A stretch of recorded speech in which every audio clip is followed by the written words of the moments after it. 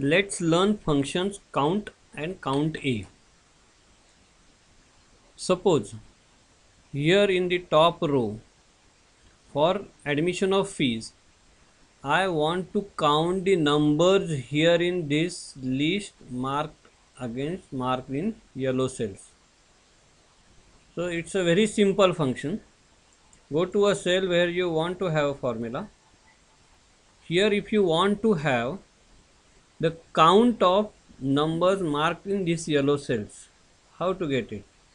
Is equal to type count, that is function count, open the bracket.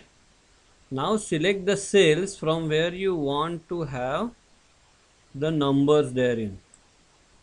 Very simple function, that is L3, that is this cell till L18, close the bracket, enter.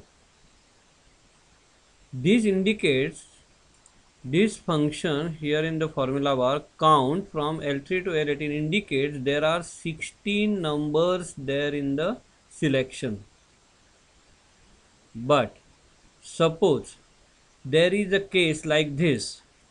Suppose this particular cell is having certain text. This one is like this.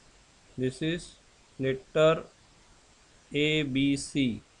This is letter C. And see the count at the top. What was the earlier number? It was 16, but it is showing 12. The very reason behind that thing is the function count is not counting the cells which are having text therein like this. There are 4 cells having text matter, so it is not counting.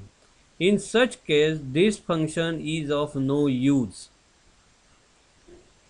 We will go other way around. Suppose you want to count the names here in this particular list from cells F3 to F15. Okay, how to get it? I want to have it at the top, is equal to count, open bracket, from this cell till this cell till this cell, that is C F3 to F17, close the bracket. Count is 0. The very reason behind that thing is, again we saw it here, that it is not counting text. Only thing what we have to change in the function is change function count to count A. That's all. And enter.